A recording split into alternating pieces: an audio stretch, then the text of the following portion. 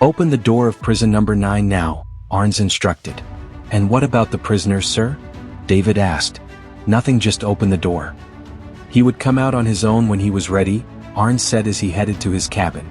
David waited for him to finish, then took the liberty of opening a small hole in the wall of their prison, allowing him a peek at the prisoner lying on the bed, staring at the ceiling.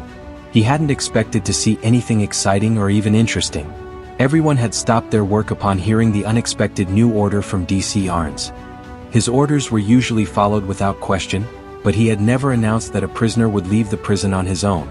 The two guards looked at each other, unsure if they should obey the order. They both knew how dangerous it was to disobey Arnz. "What if he ran away, sir?" "He won't," Arnz assured confidently as he climbed the stairs toward his office. His tone suggested that this fact was obvious to everyone else. The two guards still hesitated. "Open the damn door," Arnz shouted. He hated repeating himself, but he meant every word. He had no time for this. He needed to concentrate before he could think enough to deal with the problem at hand. So he repeated himself, and this time he gave his voice a sharp edge. "Miss Seraphina?" He called her name loudly and she looked at him. "Yes, sir." "Come to my office with the file on the recent murder case immediately." "Yes, sir." The entire office began to buzz with conversation. This first order of the morning had been truly unexpected. Arnz opened the door to his cabin and entered. He took off his coat, sat down, and looked around to familiarize himself with the place. It wasn't the first time he had been there, so all he had to do was wait for Seraphina to show up, or someone else, maybe. He was too distracted at that moment to be bothered by whatever he might discover, so he occupied himself with some newspapers. After all, it wasn't like he had much to do since he wasn't in the middle of a criminal trial. He just had to make sure there were no loopholes and no gaps in the evidence. He wanted the killer found, not dead. He hoped the person wouldn't try to escape. He wanted this killer caught at any cost. Even though he had known it was coming, he wasn't prepared for it. It didn't matter though. There was little point in delaying things any further unless the killer decided to escape. That wasn't likely as he hadn't tried yet. He had already been captured, which made the process more difficult, but more importantly, he could get to the files. "Go to the cabin. Why are you standing here?" "Arnz, sir, has called for you," Seraphina's friend whispered, and she quickly grabbed the files.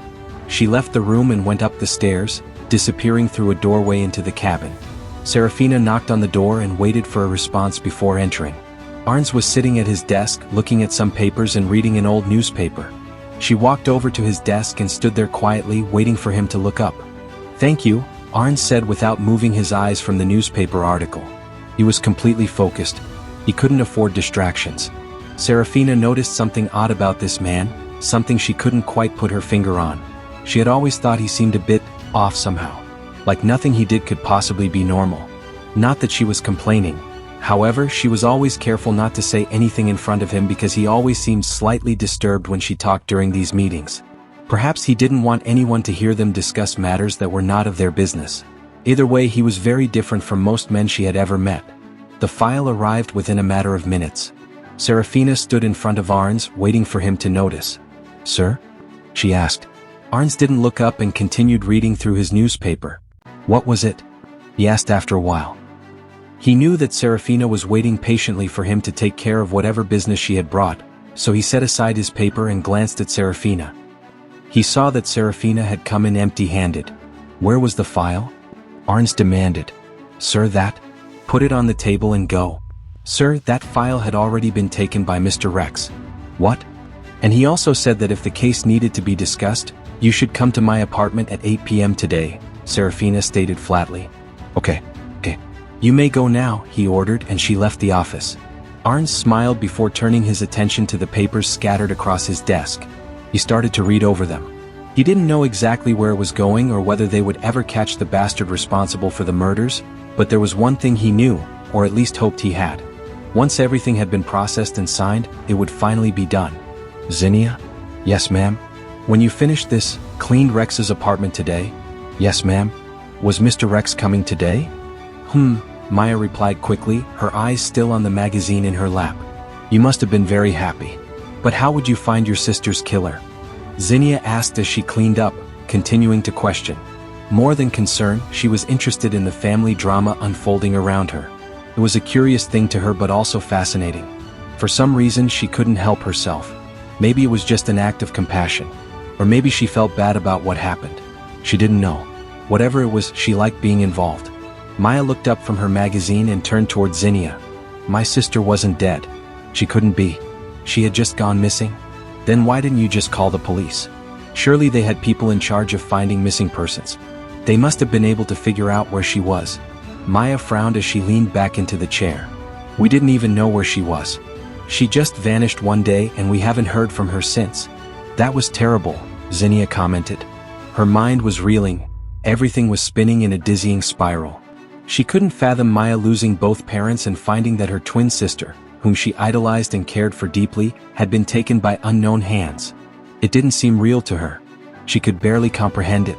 If I could go back in time and change that day, if I could bring your mama or dad back to life again, I promised I would do it.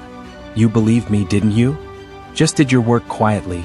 You talked a lot lately, Maya suggested, and Zinnia worked quietly, her hands carefully picking up glass and placing it back onto the tray, and occasionally sweeping the mess to the side. She also collected the used paper plates and cups and carried them back to the kitchen. All the while, Maya remained silent, and Zinnia could feel her gaze burning her backside. She didn't care. Instead, she concentrated on her work to avoid getting burned by the gaze. She kept working, trying to ignore everything except her task at hand. Seeing the apartment so clean, he began to wonder who might have been responsible. Maya, I knew her. Rex had come straight there after spending a month in prison. At that moment, he didn't want to go home, where he was surrounded by Raya's memories, and he didn't want to be distracted by reminiscing about them. This was his only chance to find her, and instead of dwelling on her memories, he wanted to find her alive. At the very least, he wouldn't feel guilty for not having tried. He needed answers, and at the same time, he didn't trust the authorities. He knew he had been weak, he knew that the last month had changed everything for him, but he could no longer see it as weakness. He was stronger now, stronger with determination, and most of all, with the hope of finding her again.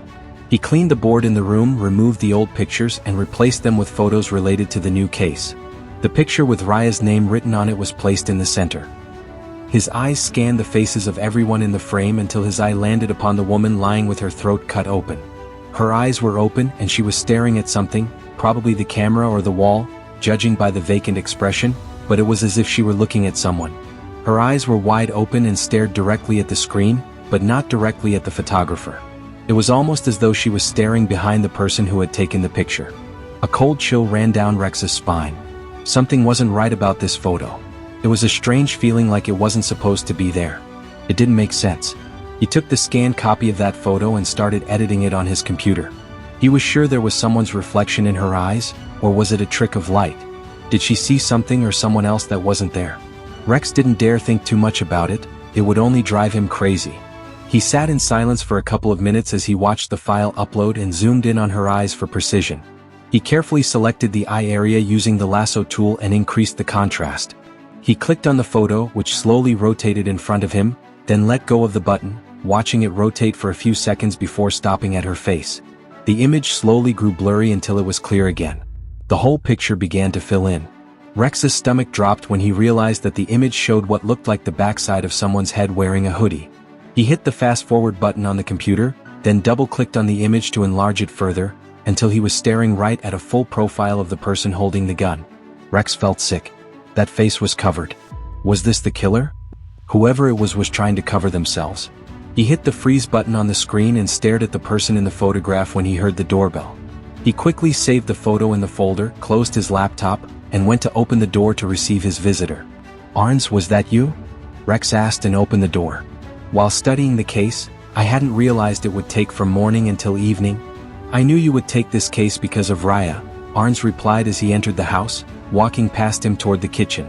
Rex followed Arnz to the kitchen. That wasn't Raya, and I would prove it to you, he said, examining his back closely. Let's restart our code or to investigate this mystery, he added. Okay, but first eat something. I was sure you'd get bored after eating the bland prison food, Arnz said with a smile, placing the food on the table.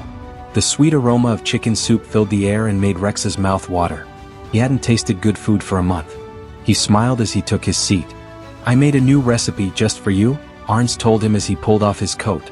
Thanks for the food, but I wanted to see that place again, Rex said as he ate. Now. The spoon slipped from Arnz's hand.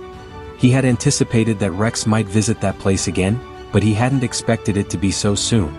Noticing that look, Rex raised his eyebrow. Arnz cleared his throat and said, "What did you mean now? That was a place of murder, not a park where you'd go with a smile on your face." Rex quietly enjoyed his food and continued to stare at Arnz. "And that place was under police surveillance. If you went now, it would trigger investigations and I'd have to answer to the authorities. What was I supposed to tell them? And don't forget, you were out on bail for a few months," Arnz added. "My respected Deputy Commissioner Arnz, Stephen, you were in the police and could follow their rules, but I wasn't bound by them. So I was leaving now." He stood from his chair and went to wash his hands. "And as for answering to the system, that was your concern. Thought about what you'd say." He grabbed his jacket and walked toward the door. Before opening the door, he paused and turned to Arnz and asked, "Are you coming or not?"